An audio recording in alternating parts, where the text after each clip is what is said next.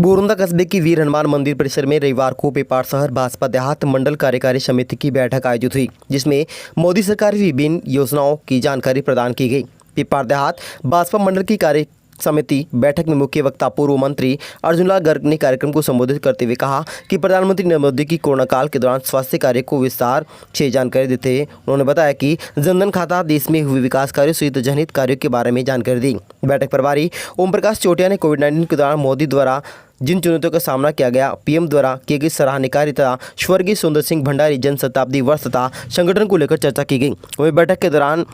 मंडल से भाजपा पेपार देहात बक्साराम कछावा, मंडल महामंत्री भाजपा पेपार देहात लक्ष्मण सिंह बिश्नोई, मंडल महामंत्री भाजपा पेपार देहात गणपत चौधरी, दीपक शर्मा, महेश दादीस, बहादुर सिंह, रामदेव भावरिया, रामचंद्र कछावा, रामदेव चौधरी, राम सिंह मेहरू, शैतान सिंह, सागर दर्जी सहित कई पदाधिकारी व कार्यकर्ता मौजूद रहे। की बैठक बोरुंदा के इस पावन पुण्य स्थल पर बालाजी महाराज के मंदिर से हो रही है और इंद्रदेव की भी बहुत कृपा है हमारे ऊपर कि यहाँ जैसे हमारे कार्य समिति की बैठक चालू हुई और वंदे मातरम गीत शुरू हुआ, बरसात शुरू हो गई। मेहरबानी हुई है भारतीय जनता पार्टी पे, इसे साफ सुकून मिल रहा है हमें कि आने वाले समय भारतीय जनता पार्टी दिन दूनी रात दूनी प्रगति करती रहेगी। इस कार्य समिति की बैठक में जिला से पधारे हुए वीरेंद्र जी गोदारा और हमारे पार्टी के अध्यक्ष बक्सराम जी कछवा लंबे समय से इस पार्टी को बोरुंदा में जो उसकी नींव के पत्थर और इस पार्टी को आज तक पल्लवित कर रहे हैं हमारे बहादुर सिंह जी राठौड़ साहब, जो इन्होंने जिला के अध्यक्ष के रूप में, प्रदेश के संयोजक के रूप में किसान मोर्चा में बहुत अच्छा काम किया। आज भी इनके नाम प्रदेश स्तरीय कमेटी में लिया जाता है। बक्सराम जी के इस पेपार शहर देहात मंडल की कार्यकारिणी के सभी सदस्यगण, पूर्व उप प्रधान डूंगराम जी, सभी पधारे हुए सरपंचगण,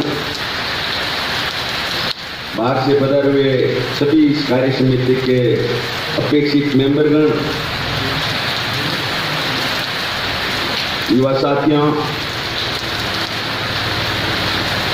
पार्टी की कार्य समिति जो राष्ट्रीय स्तर की कार्य समिति हुई थी, उस समिति के अंदर राजनीतिक प्रस्ताव रखा गया था। उस राजनीतिक प्रस्ताव को हमारी पार्टी का जो विचारधारा है उसमें पहला राष्ट्रवाद, दूसरा है अपना लोकतंत्र। उस दूसरी विचारधारा लोकतंत्र के ऊपर ये जो राजनीतिक प्रस्ताव लाया गया है, उस प्रस्ताव को मंडल स्तर से इसका अनुमोदन समर्थन जरूरी होता है। उसी राजनीतिक प्रस्ताव को लाने के लिए जो राष्ट्रीय स्तर पर, हमारे प्रदेश स्तर पर हमारे प्रदेश अध्यक्ष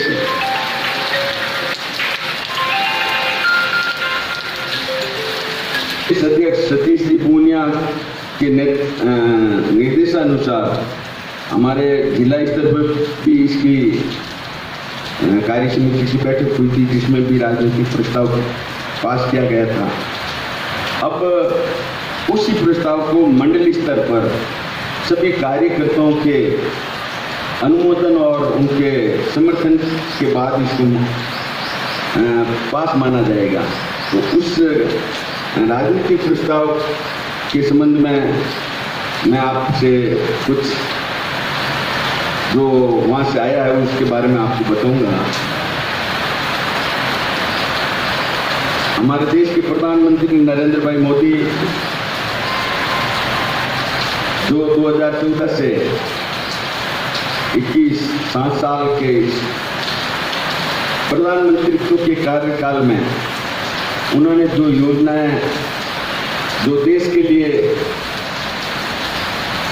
अपना कार्यक्रम रखा था उसमें विशेष तौर से जो 182 योजनाएं हैं जो 7 साल में मोदी जी अलग अलग अपने कार्यकाल में लेके आए थे, उस 182 योजना का मैं अभी पूरा वर्णन करूंगा तो हो सकता है कल शाम भी हो जाए, लेकिन कार्यकर्ता को ये ज्ञान होना चाहिए कि 182 क्या क्या योजनाएं हैं। मैं हकीकत में इस बात से आपको अवगत करा देता हूं कि एक भी वर्ग, गरीब हो, महिला हो, युवा हो, बेरोजगार हो, अपने लघु काश्तकार और एमएसएमई के अंदर आने वाले उद्यमी हो, व्यापारी हो, खिलाड़ी हो, छात्र हो, अध्यापक हो, सबके लिए इन्होंने ऐसी योजनाएं लाए हैं कि यदि भारतीय जनता पार्टी का कार्यकर्ता चाहता हो तो निश्चित रूप से भारतीय जनता पार्टी को आगे बढ़ाने के लिए इन योजनाओं से प्रत्येक परिवार का किसी रूप में उसको फायदा दिलवा सकता है। कितनी योजनाएं उसमें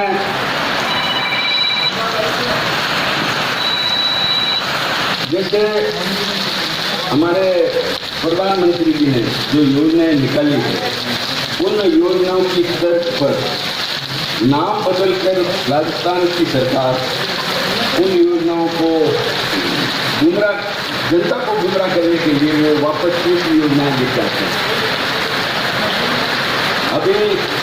जो कोरोना काल हुआ था जिसमें करीब 3 करोड़ इस महामारी के अंदर 3 करोड़ लोग इसमें प्रभावित हुए थे, जिसमें करीब 3,63,000 लाल कलमित हो गए थे, उनकी मृत्यु हो गई थी। उसके बाद जो हमारे प्रधानमंत्री जी ने जब जैसे इन्होंने भापा की कोरोना दूसरे देशों में आ रहा है, उन्होंने एक बार को सब देश को अचंभे में डाल दिया था कि पहले इन्होंने नोटबंदी की है, आज क्या करेंगे। उन्होंने जो अपने देश के नाम संबोधन के लिए सब लोगों को कहा था कि आप इस बात को सुनेंगे। जब जैसे उनको पता चला तो उन्होंने कोरोना के लिए लॉकडाउन की घोषणा की थी। एक दिन के लिए पहले जनता कर्फ्यू एक दिन के लिए दिया था कि सब एक दिन अंदर रहेंगे, और दूसरे दिन उन्होंने इसको लंबे समय के लिए लॉकडाउन कर दिया था। उन्होंने जनता के नाम देश के नाम संबोधन में साजिद खाली प्रकाश विपक्ष ने उनकी मजाक उड़ाई थी कि इतनी महामारी को ये साजिद खाली और प्रकाश की लाइट से रोक देंगे क्या। जो विपक्ष की सरकारें थी, मुख्यमंत्री अशोक गहलोत तक ने ऐसी उनकी हंसी उड़ाई थी। उन्होंने वापस जवाब ही दिया था इसे कोरोना तो नहीं रहेगा। जो हमारे कोरोना के वॉरियर्स हैं, जैसे स्वास्थ्य कर्मी हैं, ये पुलिस वाले हैं, मिलिट्री वाले हैं, ये लोग इतने पैसे हो जाएंगे कि ये न किसी मरीज का, कोरोना मरीज का इलाज कुछ नहीं कर पाएंगे। उनको आत्मबल, उनकी हौसला अफजाई के लिए